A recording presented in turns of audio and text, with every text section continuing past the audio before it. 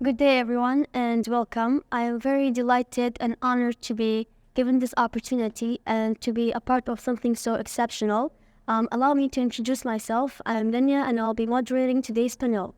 Now, considering that this is a new maneuver, I see fit to allude to how it will play out.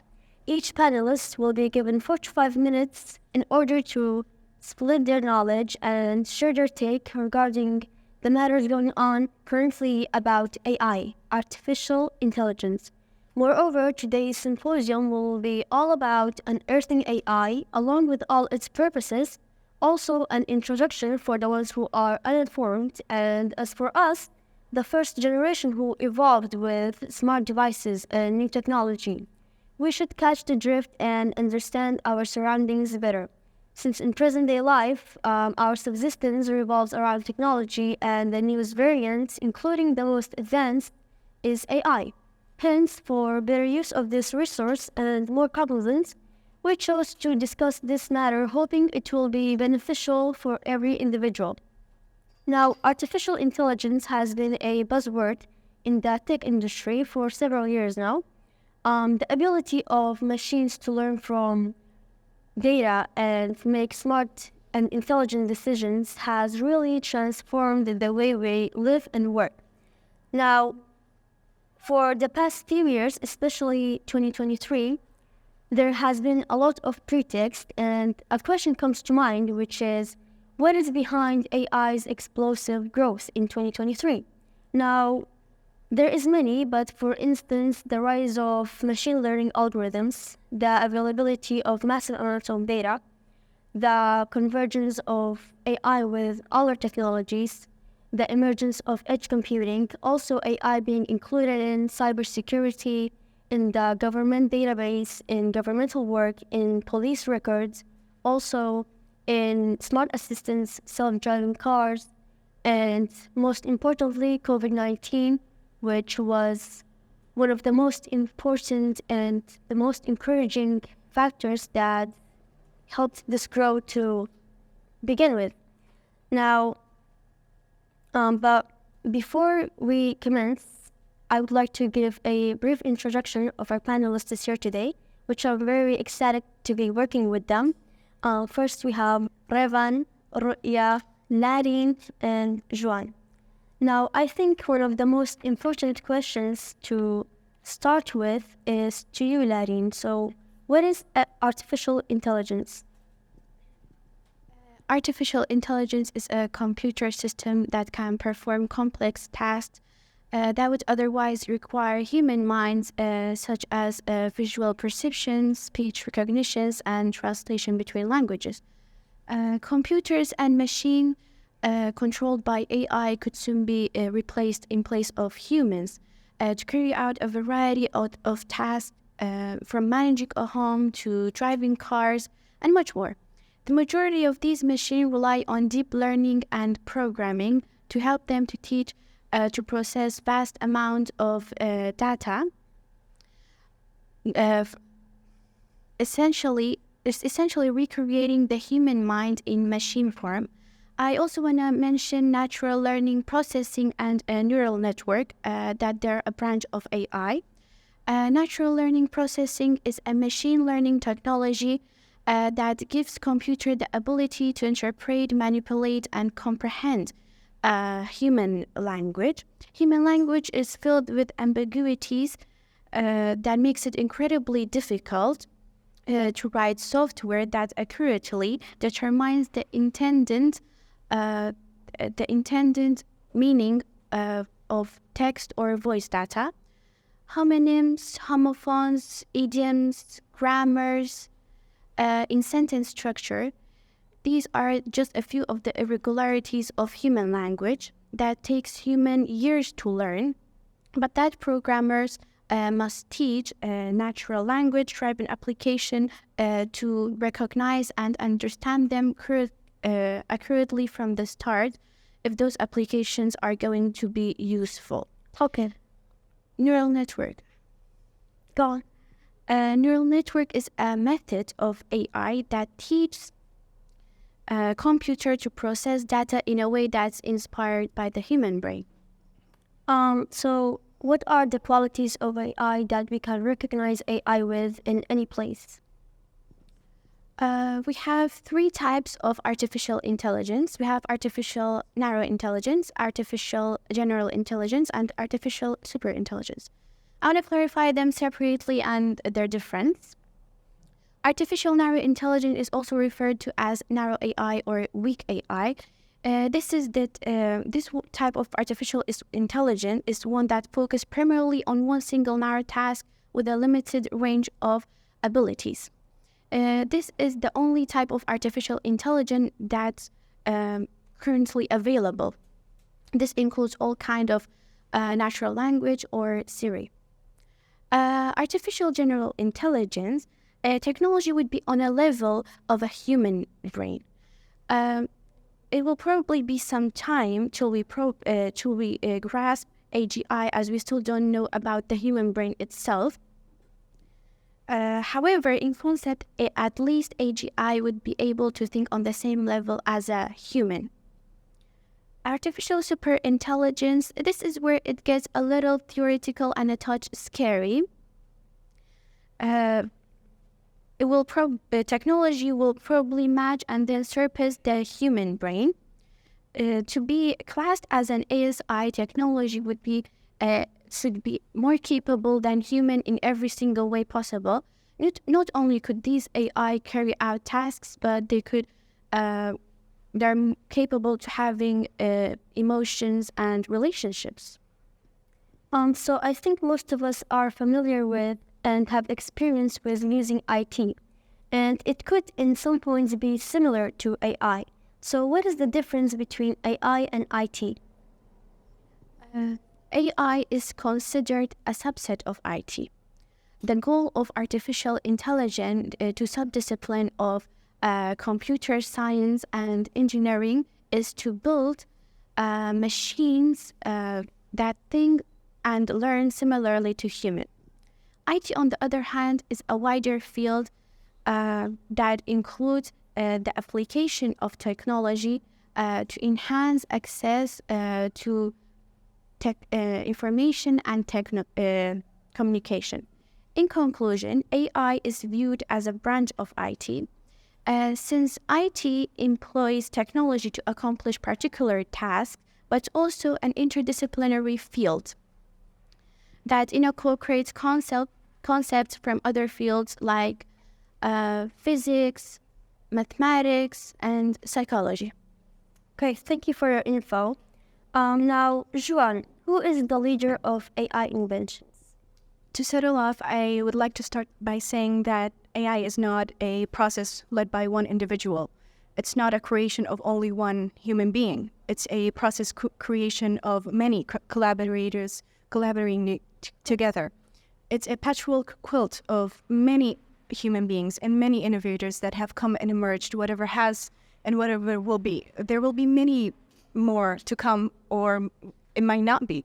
But what is most believed is that there will be, and it is expected to be so, because each day, by generation, by day, we are creating minds that are developed on AI. It's developed on some other devices if it's not AI. Some way, somehow, our generation has the privilege and the advantage to take AI as what it has and to create more upon it. Oh, okay. Now, what caused AI to innate? Meaning, what was the reason to invent AI at the first place? I think it's all obvious that we all know AI firstly was invented not now or not in this century, but many years ago. And I think it was basically a tool to make humans' lives better, to day-to-day tasks like calculating masks, obviously. I do believe that it was a task or a quest for them to cool down, for them to be easier to do, for them to be obviously easier to enhance on their day-to-day lives. Now, who is the most famous AI leader in the world right now? I do believe that there is many that we all know, like Elon Musk and whoever that you may have seen on social media, but I do believe that if we were to be naming them, it would be completely discrediting to the ones who are not named. Obviously. Thank you. Now, Ru'ya, what is the narrative behind AI, the story of AI for it to reach where it is? And so when did the first artificial intelligence show up? Yes, when talking about artificial intelligence, most people think that it's a new technology because of the recent successful inventions it's had over the past few years, while in reality, the first mention of artificial intelligence dates all the way back to the first half of the 20th century, when science fiction familiarized the world with the concept of artificially intelligent robots through books and stories such as The Wizard of Oz. By the 1950s, we had a generation of scientists, mathematicians, and philosophers with the concept of artificial intelligence culturally assimilated in their minds. One such person was Alan Turing, a young British polymath who explored the mathematical possibility of artificial intelligence.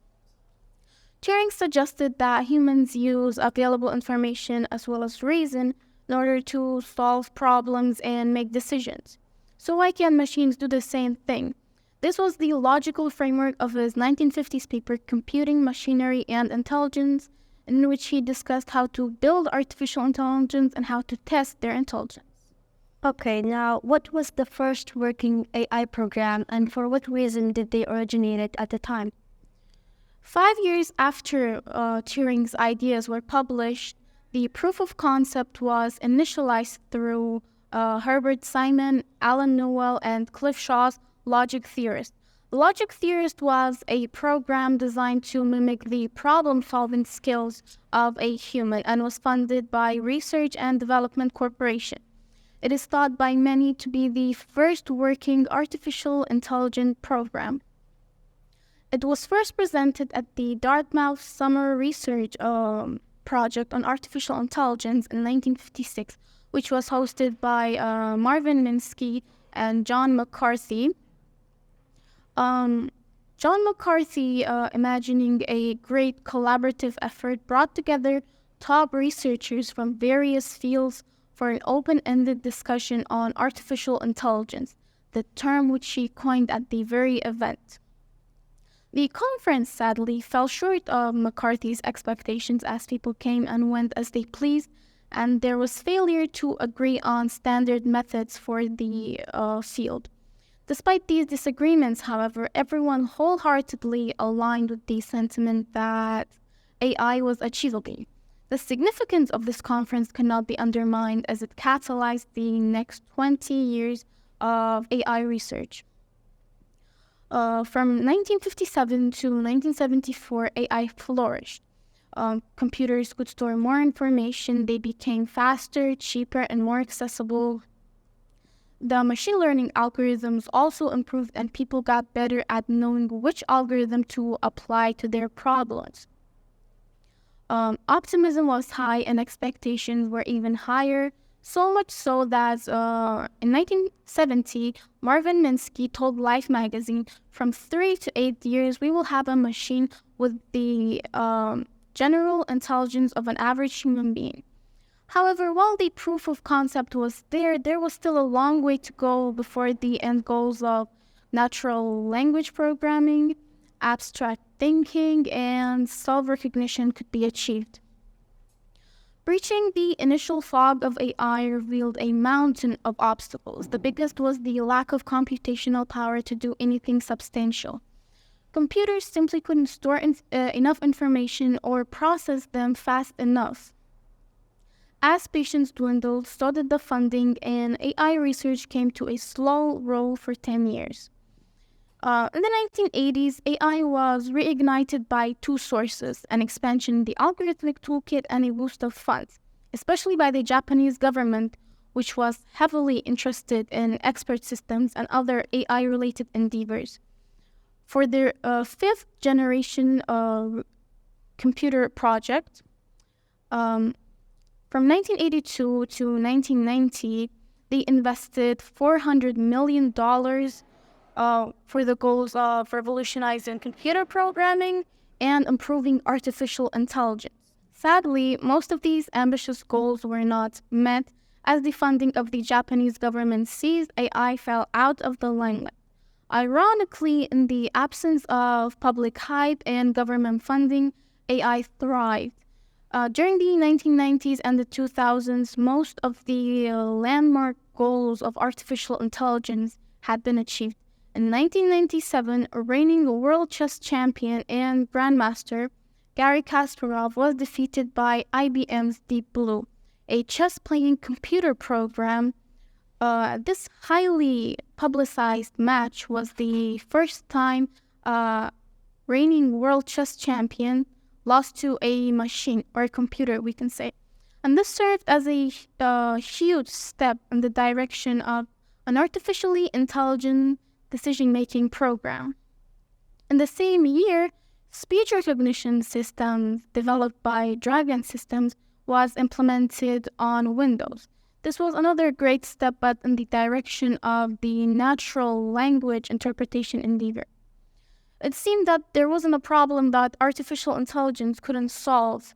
Even human emotion was surging, as evidenced by Kismet, which was a robot developed by Cynthia Breezel, which could recognize and display human emotions.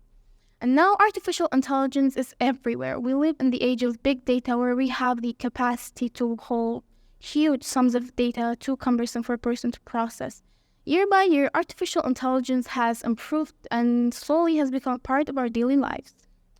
Phenomenal. Now, we have spoke about the history of AI, but where will the development reach, Revan? And what will be the future of AI? Hi guys, I hope you're all having a good evening. Well, as you ask, what will be the future of AI? If it feels like the future of AI is rapidly changing landscape, that's because the present innovations of the field of AI are accelerating at such a fast, blazing pace that is tough to keep up with, as everybody knows about that. Well, indeed, AI is shaping the future humanity, for sure, because in the next 10 years, everything will be different from now on. Cars will be, will be made by AI. They will be used, of course, that's for sure, as everybody knows. It's already the main driver of emerging technologies like a big data or robotics and IoT, including and mentioning the generative AI as well. Well, not to mention the generative AI, that it might happen as well. Well, as everybody knows, changes might happen, but for sure it won't be that effective. Of course. Now, AI has disseminated a lot over the past few years, and many have the question and worry of, will AI ever take over humanity, for example, over the years of 2045? It's unlikely that AI or a single system application become so powerful and take over the whole world. Because after all, it's made by humans. Yes, it develops by humans and it's made by humans. While the potential risks of AI may seem distant and theoretical, but we are already experiencing the impact of AI and the effects on humans, for sure. For example, on certain situationships like employees and other stuff that we will talk about later. Okay, but as we said, AI is a creation of human, and AI exists because of human labor. So will AI ever be a true genius and function on its own, like develop on its own without humans' hands in it? Currently, most AI systems or applications are made and trained, designed by human developers. They use algorithms and learning machines or technologies or programming. Algorithms are really, really high maintained in AI. It's very good to know about algorithms because actually one of the main reasons why AI is made or we use AI for. Yes, and they use predictions to analyze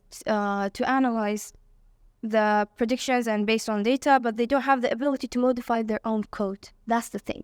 Like, even if AI can't be a function on its own, we will say it's impossible. Now, regarding the bad effects, Larry, what are the disadvantages of AI? As AI has a lot of advantage, it also has a lot of disadvantage. Today I'm going to discuss some of the apparent disadvantage and dangers of AI. First point, I want to mention technology overdependence. The increasing reliance on AI in education can lead to technology overdependence, which may have several unintended consequences. For example, students may become overly reliant on AI tutoring system for solving problems or completing tasks, reducing their ability or motivation to think critically and independently. Another point is increasing humans' laziness.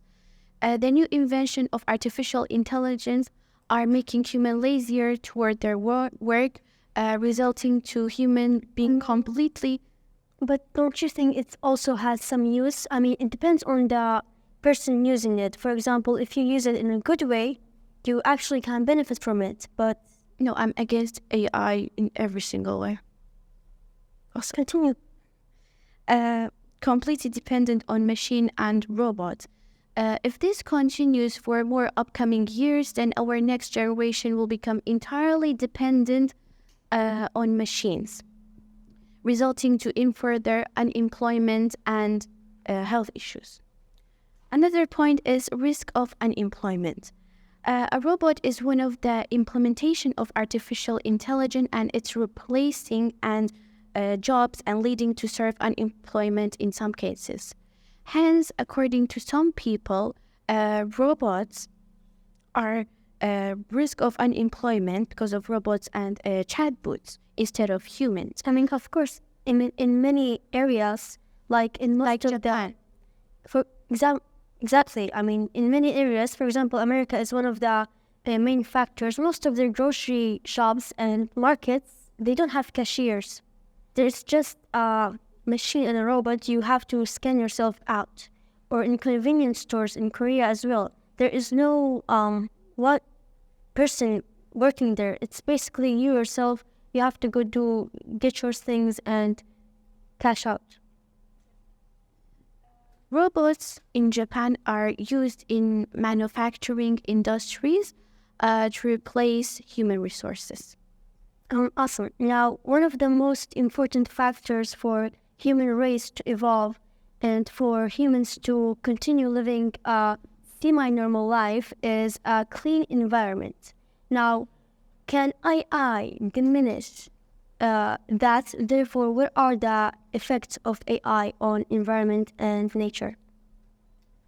The negative environmental impact of artificial intelligence exacerbate environmental problem by consuming large amount of energy, water, and electronic waste, and generating greenhouse and gas emissions and noise pollution. For example, an AI system often rely on massive data centers that require huge amount of electricity to power and cool to the servers, network. And I want to also mention that in building electricity, there is many things and many bad effects that come with this as well. So that's also one of the effects that you're talking about.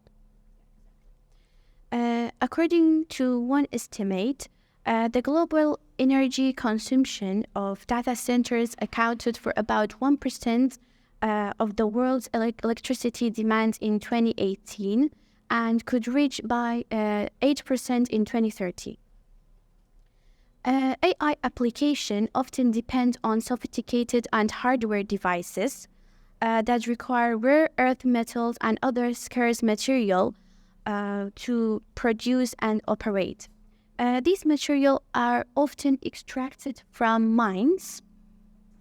Environmental degradation and human rights violation in developing countries. Moreover, those devices have a short lifespan and become obsolete quickly, creating a growing problem of electronic waste that is difficult and costly of dispose of safely. Now, Joel, for something to have bad effects and disadvantages, there's also good sides to AI. So what are the advantages of AI? Initially, my first slogan was that to talk about political matters and the elements of AI. Now, I heard a lot of rumblings of what she talked about, but I do have to say so myself that if there comes disadvantages with it, there's a lot of advantages come with it. Of course, before the whole panel started, we had a full-on debate about it. I do believe that politics initially and essentially politicians could use a lot of amazing force regarding a lot of stuff, weaponization, like creating a better military forces for their own nation. Now, talking about nation, I do believe that the strongest nation have a hidden competition between them regarding technologies. Nuclear weapons as well. Of course, obviously, the nation with the strongest technology and advantage to has the privilege to create amazing weapons for them to attack their enemies, if you do say like that. But honestly, there's a lot of stuff that she talked about I don't agree with. For example, if there comes disadvantages with it, there is amazing advantages that politicians can take with it. Creating weapons that are amazing for their own nations. This is an ecstatic and a remarkable force for them to take. Thank you. Now, Ru'ya, in the whole purpose of inventing and developing AI to where it is today was to give and will be to give a helping hand to humans in complicated and hard tasks in daily life. So, what are the fields that AI involves in? Yes, so AI has arrived not only to transform the way people relate to technologies, but also and especially to change business processes and industries. AI has the potential to improve our way of life thanks to its ability to optimize services. The top fields that AI invades in my opinion, are these. The insurance and finance sector uses AI for risk detection, financial prediction, and an increase in fraud detection. AI-driven financial forecast models can also help companies make more accurate forecasts of future revenues and profitability.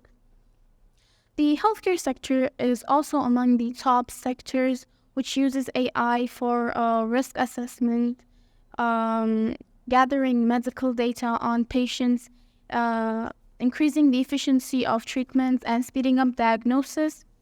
The industrial and energy sector also use AI for sustainable, flexible, and efficient products.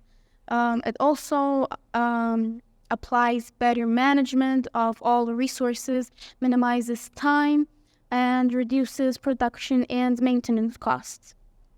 Also provides better security for people who work in industrial environments, and provides agile and informed decision-making. Artificial intelligence can also be used as the key to the learning experience. It allows teachers to make more accurate analysis of their students' academic performances, as it is able to establish patterns, teaching patterns, which detect each student's strengths and weaknesses. Another one of the fields that AI invades in is the surveillance and the security sector, which use AI for crime detection. The key to the security and surveillance sector lies in machine learning or deep learning implemented in security devices, such as security cameras, which are capable of analyzing recorded images precisely in order to detect patterns and strange behavior in them. Thank you. Now, Revan, another important factor is, will AI replace human beings in daily routine? My short answer is no. AI, artificial intelligence, can never replace human intelligence, obviously, because it is that humans who are actually developing AI by human developers, obviously, and by using applications and algorithms and learning machine techniques, obviously, that most people don't know about it. It could be helpful in some sites and in some fields, for example, in writers' jobs, or in other, for example, a scientist's job. It could help in some cases and provide with some use. Yes, for example, automation. Automation is making it easier to replace manual labor. And today, in every sector, that AI technologies are making it easier to complete complex tasks as well. Okay. Thank you. Now, how will it affect human lives and health? Well, AI has the potential to bring about numerous and positive changes in society, including enhanced productivity and improved health and clear water and teachings, education, business, lawyers, writers, and most of the stuff that we're going to talk about later. Thank you. Now, lastly, I would like to thank every one of you in this room for bearing with us throughout the panel. And my deepest gratitude goes for the teachers who granted us this opportunity. And one of Mr. Ahmed Umar and Mr. Doro Sharif. Now, also, it's been a pleasure working with everyone else, and I'm most grateful for the panelists here today, which it was a pleasure, as I said, working with them. They worked so hard on this project. Thank you all, and enjoy the rest of your day.